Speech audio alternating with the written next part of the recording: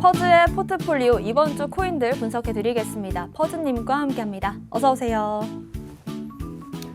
네, 안녕하세요. 퍼즈입니다. 오늘도 도움되는 자료 많이 준비해 왔으니까요. 매매 전략을 세우시는데 꼭 도움이 되었으면 좋겠습니다. 네, 오늘 가장 좀 핫한 이슈들을 체크를 해보겠습니다. 먼저 어제 라이트코인이 유의 종목으로 지정이 되면서 많은 분들께서 좀 혼란을 겪으셨을 것 같은데요. 여기에 대한 내용들 짚어보고요. 그리고 또 스테이블 코인과 폰지 사기 지금 같이 묶여서 언급되는 경우가 많은 것 같습니다. 스테이블 코인 어떤 식으로 투자를 해야 되는지까지 짚어드리도록 하고요. 또 루나 쇼크로 인해서 일명 김치코인, 한국산 코인들은 어떤 영향을 받고 있는지까지 체크해 보겠습니다. 먼저 라이트코인 상황부터 한번 짚어볼게요. 어제 라이트코인이 이제 빗썸이랑 업비트에서 유의 종목으로 지정이 됐습니다. 그래서 이제 유의 종목 같은 경우에는 이게 약간 위험하다, 이 코인 자체가. 그래서 이제 투자를 좀 조심해라라는 의미로 유의 종목으로 지정한 건데, 그래서 이제 라이트코인에 무슨 문제가 생긴 거냐, 뭐 이런 식으로 좀 혼란을 겪으셨을 것 같아요.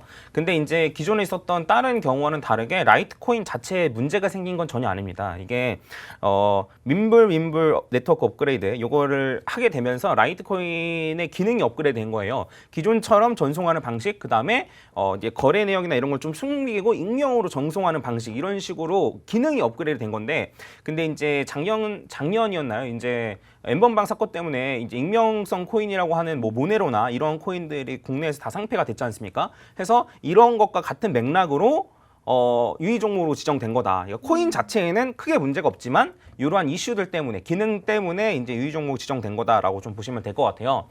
그래서 뭐 갑자기 뭐 코인이 망하거나 이런 거는 생각하지 않으셔도 괜찮은데, 근데 이제 어떤 식으로 대응을 하면 좋은지에 대해서 조금 추가적으로 말씀을 드리면은, 일단은 저도 포트폴리오에 라이트코인 들어가 있지 않습니까? 네. 지난주에 이더리움이랑 비트코인을 좀 줄이고 라이트코인이 들어간다 했는데, 어쨌든 제 포트폴리오 같은 경우는 라이트코인을 전부 다 이제 매도를 하고 다시 비트코인을 랑 이더리움 비중을 늘리면 될 것 같아요. 이제 비트코인 비중은 이제 15에서 20으로, 그다음에 이더리움 비중은 30에서 35로 늘리면 될 것 같고, 그다음에 어쨌든 뭐 같은 기간 동안에 비트코인, 이더리움이랑 비해서 뭐 라이트코인이 많이 오르거나 많이 떨어진 게 아니기 때문에 이제 큰 문제는 없을 것 같고, 기존에 최근에 일주일 안에 이제 들어가신 분들 혹은 열흘 안에 들어가신 분들 같은 경우에는 그냥 나오시면 될 것 같습니다. 이제 뭐 가격 차이가 이제 많이 왔다 갔다 된 게 아니기 때문에 그냥 나오시면 될 것 같고, 근데 아마 고민이신 분들은 이런 분들일 거예요. 많이 물려 있는 분들, 높은 가격에 사서 물려 있는데 지금 나오면 손실이 너무 크고, 이런 경우는 어떻게 해야 되나 고민하실 텐데, 방법은 두 가지가 있습니다. 첫 번째는 뭐냐면 라이트코인이 이제 하락을 좀 잘 지켜준 코인이에요. 다른 코인에 비해서 하락폭이 좀 적은 코인이기 때문에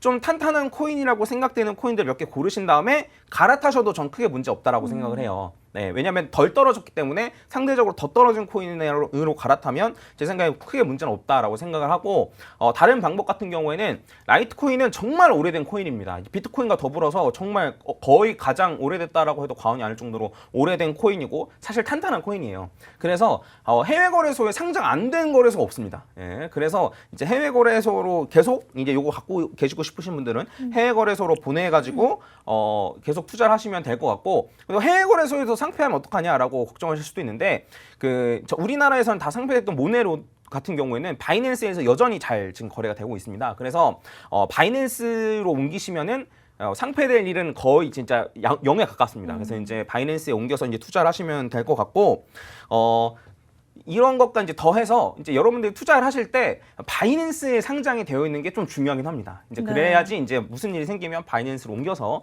이제 투자를 할 수 있기 때문에 이제 코인 선택하실 때 그런 걸 하시면 좋을 것 같고, 추가적으로 이제 마지막으로 좀 뭐 제 견해를 좀 말씀드리면은, 저는 왜 이런 시행착오를 우리가 먼저 겪는지 모르겠어요. 그러니까 이제 트래블룰도 그렇고, 해외에서 이제 이미 트래블룰을 많이 시행해가지고 시행착오 겪으면은 그거를 이제 저희가 갖고 와서 실행하면 되는데, 왜 이런 걸 나서서 왜 저희가 시행착오를 겪어야 되는지 모르겠습니다. 라이트코인 같은 경우에도 익명으로 보낼 수 있는 기능이 추가된 것 뿐이거든요. 그럼 이제 거래소 자체에서 개발을 해서 우리는 익명으로 보내는 기능은 없어. 그리고 익명으로 거래소로 오는 것도 우리가 반영 안 시켜. 이런 식으로 이제 해서 넘어갈 수도 있는 부분인데, 해외 거래소에서 어떻게 반응하는지 살펴보고 그 다음에 이제 우리나라에 적용해도 좀 늦지 않을 것 같은데, 근데 이제 이럴 거면은 아예 그냥 암호화폐 산업 전반에 대해서 이제 먼저 우리나라에서 무조건 먼저 해야겠어, 뭐 이렇게 하는 게 아니면서, 다른 암호화폐 산업은 되게 이제 누르면서 투자자들의 선택지를 제한하는 쪽에서는 이렇게 나서서 한다는 게 제 생각에는 개인적으로는 좀 안타깝습니다. 네. 네, 그렇습니다. 사실 아시는 분들은 아시겠지만 작년에 이제 다크코인으로 문제가 생기면서 이 익명성 코인들은 모두 이 국내 거래소에서는 거래가 금지된 상태였습니다. 그런데 이번에 이 라이트코인에 있었던 이 민블, 윈블 업그레이드 자체가 이 익명성, 비밀 코인으로서 비춰질 수 있는 그런 부분들이 담긴 요소가 좀 충분히 있기 때문에 이런 점에서 유의 종목으로 지정이 된 것이지 그 코인 자체에서 어떤 문제가 생긴 것은 아니다라는 말씀을 좀 드리면서요. 일단 가격적인 부분은 어제 급등을 했던 건 맞습니다만 일단 저희가 포트폴리오에 편입시켰던 그 시점과는 다르지 않습니다. 그렇지만 퍼즈님께서 항상 좀 안정성을 중요하시다 보니까 이런 이슈가 생길 코인들은 유의하는 게 좋겠다라는 말씀에서 포트폴리오 다시 한번 정비를 해보자라는 말씀을 주신 것 같습니다. 많은 분들께서 좀 혼란스러우셨을 텐데 잘 정리를 해주신 것 같고요. 또 요즘 이 코인 업계에서 정말 이 사기 유형에 대해서 얘기가 많은 것 같습니다. 일단 스테이블 코인에 있어서 루나와 테라 사태로 인해서 많은 분들께서 좀 피해를 입으셨을 거기 때문에 앞으로 또 스테이블 코인 우리가 믿고 투자해도 해도 되는지 일단 폰지 사기가 아닌지 좀 걱정하실 것 같거든요. 일단 폰지 사기라는 말이 굉장히 또 야무화폐 시장에서 많이 나오는 것 같아요. 폰지 사기 정확히 어떤 건가요? 제가 이제 폰지 사기 쪽에 뭐 꽤 많이 다뤄왔습니다. 이게 좀 뭐 전문가라고 말하면 좀 그럴 수도 있는데, 근데 이제 제가 플러스 토큰 때부터 시작해가지고 플러스 토큰이 이제 폰지 사기로 판명난 이제 요 사기 코인이었는데 스캠이었는데, 근데 이제 요게 이제 출금이 막히기 전부터 이거는 스캠이다, 이거는 폰지 사기다라고 올려서 영상을 올리기도 했었고, 그 다음에 제가 이제 제 구독자 분들도 많이 이런 거를 이제 당하신 분들이 많아가지고 제가 변호사님들을 모시고도 콘텐츠를 많이 찍었습니다. 그래서 제가 오늘 확실하게 짚어드릴게요. 어떤 경우에는 폰지 사기고 아닌지 이런 거 확실히 좀 짚어드리고, 그 다음에 요 스테이블 코인, 그러니까 루나나 테라 같은 경우 이게 폰지 사기냐 아니냐, 사기냐 아니냐 이런 식으로 말이 많은데 어떤 점을 유의해서 투자를 하면 좋은지까지 제가 좀 짚어드리도록 하겠습니다. 자, 일단은 제가 준비해온 자료를 같이 보면 좋을 것 같은데 제가 간단하게 설명드릴게요. 자, 폰지 사기 같은 경우는 제가 폰지가 누구고 뭐 이런 거 하면 너무 기니까 간단하게 말씀드리면, 자, 폰지는 대부분 확정된 고수익, 이자를 보장을 합니다. 이게 먼저예요. 그러니까 이서 확정된 고수익은 무조건 피하기만 해도 사실 절반은 갑니다. 네, 피하면 절반은 가는데 확정된 고수익이 있고, 근데 여기에다가 그럴듯한 사업 모델이 있습니다. 그래서 이 그럴듯한 사업 모델로 요 이자를 준다고 얘기를 해요. 근데 실제로는 요 그럴듯한 사업 모델에서 돈을 못 벌어요. 그럼 돈을 못 벌어서 그럼 이자는 계속 주는데 돈을 못 벌어. 그럼 누구 돈으로 주느냐? 그럼 나중에 들어온 신규 투자자의 투자금으로 이자를 주는 거예요. 이게 폰지의 구조입니다. 그래서 여러분들이 체크해야 될 건 뭐냐면, 이자가 있고 사업 모델이 있는데 이 사업 모델에서 번 걸로 이 이자를 줄 수 있느냐? 있으면은 이거는 사기는 아닌 거예요. 근데 만약에 이자를 요걸로 못 준다. 그러면 그러면 어떤 걸로 이자를 주는 거냐? 그리고 이 이자를 뒤에 오는 사람들 걸로 주는 거다라고 하면 이건 폰지 사기다라고 보시면 돼요. 그래서 여러분들이 제일 먼저 체크하셔야 될 거는 이자로 주는 거를 버는 사업 모델로 줄 수가 있느냐, 요것만 체크하시면 됩니다. 자, 해서 제가 이제 캡처를 해왔는데 제가 PPT 자료가 없어가지고 제 유튜브로 그냥 캡처해왔는데, 이거 플러스 토큰인데 플러스 토큰 같은 경우에는 제가 읽어드리면 하루에 이자를 0.3%에서 0.5%씩 준다라고 썼어요. 그러니까 이제 테라에서 준다라고 한 이자를 1년 동안 준다라고 한 이자를 2달 안에 준다라고 이제 이런 식으로 얘기했었거든요. 그리고 여기서 보면은 자체 개발한 봇으로 거래소 간 가격차를 이용해서 차익 거래로 수익을 남긴다. 그래서 이제 거래소 간 가격 차이 나는데 가격이 낮은 거래소 사가지고 높은 거래소에서 팔고 이걸로 이제 수익을 걷어가지고 이자를 준다, 이렇게 얘기했었던 거예요. 그래서 제가 그때 당시에 이제 플러스 토큰 홈페이지에 가가지고 어느 거래소 사서 어느 걸 팔았어, 요거를 제가 싹 다 긁고 와서 계산을 다 했습니다.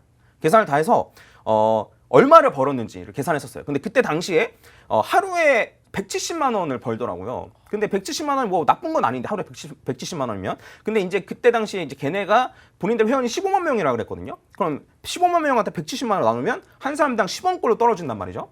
근데 여기서 이제 최소 투자 금액이 60만 원이었어요. 그러면 0.3% 이자를 하루에 준다라 그러면 하루에 1,800원씩 이자를 줘야 되는데, 이걸로 벌어가지고 떨어지는 건 10원이고 실제로 지급되고 있는 이자는 1,800원이에요. 그러면 이걸 절대 못 주죠. 그러면 이 1,800원은 누가 준 걸까요? 뒤에 오는 신규 투자자가 이제 주는 거죠. 예, 그래서 이거를 제가 아까 전에 만들었던 표에 이제 적용을 시키면 확정된 고수 이자를 주고 매일 이제 0.3% 이자씩 이자를 주고, 그 다음에 그럴듯한 사업 모델에서 자체 개발한 것으로 거래소 간 차이를 이용한 차익 거래를 하는데, 아까 말씀드렸듯이 요것만 확인하면 된다고 했어요. 여기서 버는 돈으로 요거를 줄 수 있느냐, 요것만 확인하면 된다고 했어요. 근데 실제로는 그렇지 못했죠. 예, 그렇기 때문에 폰지 사기라고 이제 결과적으로는 뭐 다 잡혀 들어가고 뭐 이랬는데, 그 대부분 손실 보신 분들은 어쨌든 뭐 손실을 많이 보셨을 텐데 요거 투자하신 분들 같은 경우에는 근데 이제 여기에 계속 빠져 계신 분들은 이런 얘기를 합니다. 아닌데 나는 이자 받았는데 근데 이자를 받은 게 중요한 게 아닌 거예요. 이자는 당연히 주죠. 예, 이자는 당연히 주는데 그 이자를 실제로 돈을 벌어서 줬냐 아니냐 예, 요거를 이제 판단하셔야 되는 겁니다. 그럼 이제 폰지 사기에 어떤 게 폰지 사기인지 아마 대충 이해 가셨을 텐데 그러면 요번에는 한번 요거를 대입해서 한번 해보겠습니다. 이제 아까 전에 뉴스 읽을 때 말씀하셨던 뭐 니어 프로토콜, 웨이브, 트론 요게 과연 폰지가 맞느냐?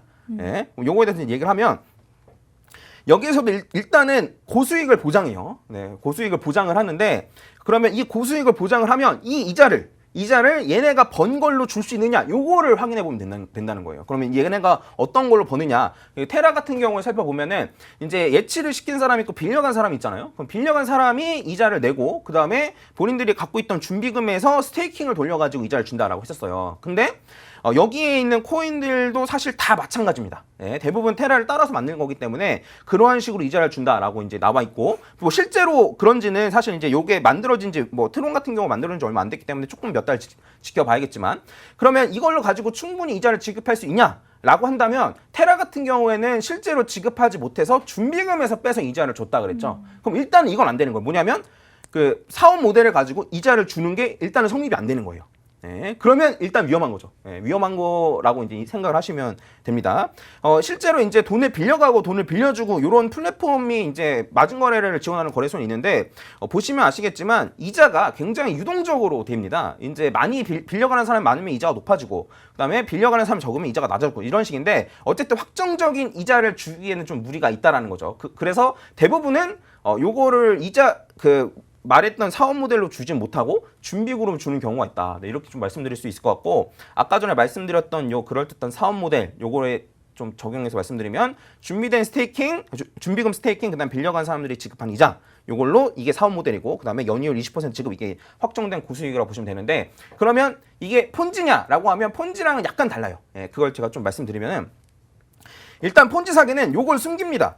그럴듯한 사업 모델의 돈을 많이 못 버는 걸 숨겨요. 돈이 막 잘 버는 것처럼 이제 해요. 근데 얘네는 우리 돈 지금 못해. 그래서 준비금으로 줄 거야. 라고 이제 대놓고 밝힌 그런 게 있고 그다음에 추가적으로는 신규 투자자의 투자금으로 이제 이자를 줬냐라고 하면 그것도 아니에요. 본인들 준비금을 줬기 때문에. 그래서 정확하게 말하면 폰지는 아닌 것 같다. 말씀드릴 수 있을 것 같고. 근데 다만 여기 그 권도영 대표가 이제 비트코인을 이제 그 UST 패깅 깨진 걸 복구하는데 썼냐 안 썼냐 요거 갖고 말이 많은데 만약에 그 비트코인을 빼돌렸다라고 한다면 그 비트코인을 이제 보여주면서 투자를 받았거나 안 그러면 저희가 투자하신 분들도 요 비트코인 이만큼 있으니까 패깅이 깨지지 않을 거라고 해서 루나를 투자하신 분들도 있을 거 아니에요. 근데 이 비트코인을 패깅을 이제 복구하는 데 쓰지 않고 만약에 빼돌렸다라고 하면은 폰지 사기라기보다는 그냥 사기. 뭐 이런 걸로 제 생각에는 처벌받을 수도 있지 않을까 라고 좀 생각을 합니다. 그래서 여러분들이 앞으로 투자하실 때는 요걸 체크하셔야 돼요. 그 이자를 주는데 높은 이자를 주는데 과연 이 이자를 실제로 벌고 있는지 요것만 체크하셔서 투자를 할지 말지만 결정하셔도 아마 충분히 큰 요런 위험은 좀 피해 가실 수 있을 거라고 생각을 합니다. 그렇습니다. 이 폰지 사기 관련해서 특히나 이 루나 테라 사태를 빗대어서 얘기를 해주셨는데 많은 분들께서 루나 사태 이후로 이 김치 코인들은 어떻게 되는 건지 영향에 대해서 궁금해하실 분들이 있으실 텐데 빠르게 한번 좀 짚어보면 좋을 것 같아요. 근데 제가 이제 말씀드리면 김치 코인이라고 얘기는 하지만 제가 이제 다 뜯어봤거든요. 근데 일단 뭐 컴투스나 안 그러면 뭐 위메이드 같은 경우에는 회사기 때문에 프라이빗을 개발을 하고 있을지도 모르겠지만 나머지 코인들 같은 경우는 개발을 아예 안 하고 있습니다. 네, 그래서 사실 이건 김치 코인이라서 피해를 봤다 이게 아니고 그냥 잘 못하고 있어요. 네, 그냥 잘 못하고 있는데 이제 제가 좀 추가적으로 말씀드릴 건 뭐냐면 자료 같은 거를 이제 제가 갖고 온 걸 보시면은 여러분들이 아까 라이트코인도 그렇고 이걸 좀 확인하셔야 돼요. 과연 어느 거래소에 상장이 되어 있는지를 좀 확인하셔야 됩니다. 왜냐면 밀크 같은 경우에도 이제 업비트에서 93% 거래량이고 빗썸에서 이제 4% 거래량인데 다른 상장되어 있는 거래소가 거의 없어요. 근데 이런 거 같은 경우 만약에 문제가 생겨서 상폐가 되면은 복구가 안 됩니다. 딴 데 가서 팔 수가 없는 거예요. 그럼 딴 데 가서 계속 트레이딩 하거나 투자하거나 존버를 할 수가 없는 거예요. 그래서 이런 코인들 같은 경우는 진짜 좀 투자하시는데 유의하셔야 된다. 그리고 저 같은 경우에는 오늘 언급된 뭐 밀크, 뭐 보라, 뭐 페이코인, 뭐 미믹스 이런 건 전혀 전 포트폴리오에 들어가 있지 않습니다. 그래서 이런 걸 꼭 확인하시면 좋을 것 같고 그리고 그래도 네. 요 위믹스가 그나마 좀 핫하고 차트상으로는 좀 다른 모습을 보여주고 있기 때문에 제가 위믹스를 분석하고 좀 마무리하면 좋을 것 같아요. 자, 위믹스 같은 경우에는 이게 2시간 봉입니다. 해가지고 대부분 이렇게 올랐다가 요 자리에서 머물고 있어요. 코인들이. 근데 이제 한번 재차 올랐죠. 그래서 보시면은 이제 1, 2, 3, 4, 5 해서 이제 파동이 끝났다라고도 볼 수 있고 아니면은 1, 2, 3, 4를 겪은 다음에 다시 올라간다라고도 볼 수 있을 것 같아요. 그러면 요거 같은 경우는 제 생각에는 지금 한 3분의 1이나 절반 정도는 분할 매도를 했으면 좋겠다. 그리고 신규 진입 자체는 좀 추천드리지 않고 만약에 이제 한 5,000원 이상 올라가면 분할로 좀 매도를 하시고 최대 올라갈 수 있는 부분은 한 6,500원 정도니까 5,000원부터는 좀 분할 매도를 하시고 그 다음에 만약에 체결이 안 된 거 같은 경우에는 본절가로 오면 다시 이제 매도하는 방법으로 좀 매매를 진행하시면 될 것 같습니다. 네, 그렇습니다. 사실은 루나 자체가 이제 한국에서 개발한 코인이고 한국 프로젝트다 보니까 많은 분들께서 좀 한국산 코인들이 타격을 받지 않을까라는 말씀을 좀 해주셨는데 그런 게 아니라 이제 개발 자체를 하고 있지 않은 코인들은 꼭 한국산 코인이 아니더라도 큰 위협을 받을 수 있다라는 말씀 주신 것 같고요. 일단 위메이드의 위믹스 같은 경우는 차트적으로 다른 모습을 보이고 있기 때문에 이런 부분들 체크해 주신 것 같습니다. 또 폰지 사기를 비롯해서 일단 스테이블 코인에서 우리가 사기 유형을 거르는 방법도 앞서 말씀을 주셨는데요. 첫 번째로는 이 확정된 고수익 보장 이런 말이 있다라고 한다면 첫 번째는 좀 의심을 해보시는 게 좋을 것 같습니다. 이 부분만 조심하셔도 반 이상 정도는 우리가 안전하게 매매를 할 수 있겠다라는 말씀을 주셨고요. 일단 전반적으로 봤을 때 루나에 있어서는 이 폰지 사기의 가능성은 좀 적어 보이지만 그 외적인 부분에서 좀 우리가 짚어봐야 될 부분들은 짚어주신 것 같습니다. 이렇게 또 한 주간의 이슈가 있었던 코인들 집중적으로 다뤄봤고요. 오늘 저희가 준비한 소식은 여기까지입니다. 또 본 방송에서 제공하는 정보는 투자 판단에 참고 자료일 뿐이며 특정 자산 가치의 상승과 하락을 보장하지 않는다는 점 유의하시길 바라겠습니다. 저희는 다음 이 시간에 오겠습니다. 시청자 여러분, 성투하세요.